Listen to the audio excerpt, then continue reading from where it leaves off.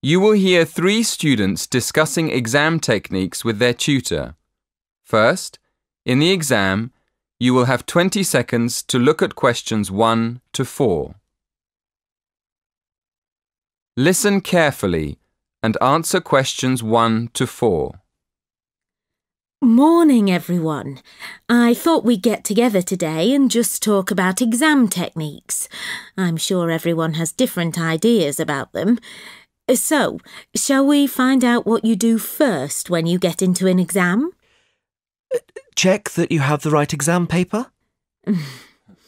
It sounds funny, but students do actually answer the wrong exam paper sometimes. So check that it's your exam first. Then what? Write your examination number on the answer sheet?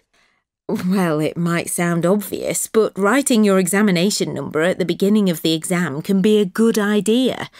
Apart from making sure the examiner knows who wrote the exam, can anyone say why?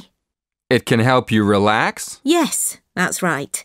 Doing something easy like that gives you a chance to calm down. Right, so what do you do next?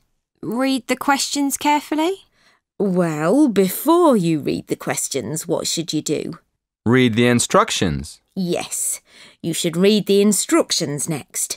You need to know how many questions you have to answer and whether you have to answer all the questions or only some. What other important information do you need to check before you start?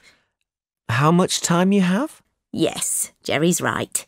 You need to make sure that you know how long the exam is so you can manage your time properly.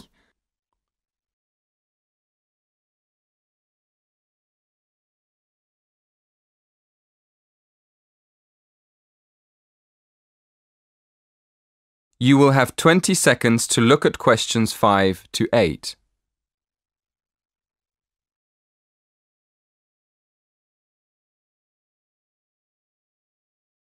Listen and answer questions 5 to 8. OK, what do you do next?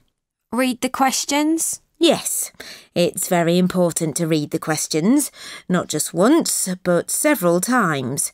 I usually make a few notes when I'm looking at the questions. Sometimes a question looks easy, and then when you start writing, you realize that it's actually more difficult than you thought. Yeah, but you don't want to spend too much time writing notes. No, but it's a good idea to jot down a few ideas to see if you can remember the arguments for the topics you studied most. Once we've decided, is it better just to start at the beginning and answer the questions as they appear on the exam, or should we start with the easy questions? Well, I start with the questions that I know better and leave the ones I'm not sure of for the end. That's what I do. But I still keep an eye on the clock, especially when the questions are all worth the same number of marks.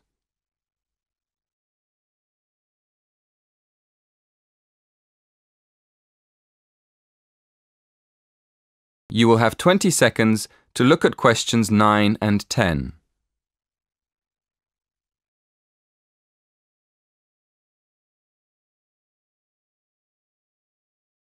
Listen and answer questions 9 and 10. Mac's right.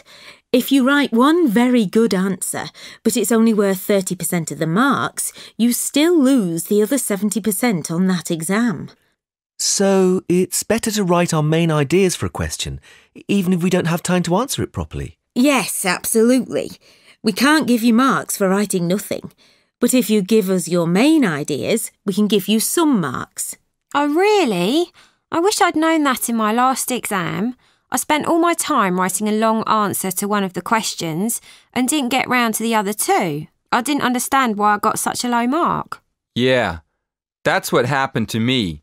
Luckily, my tutor explained it afterwards, so I never did that again.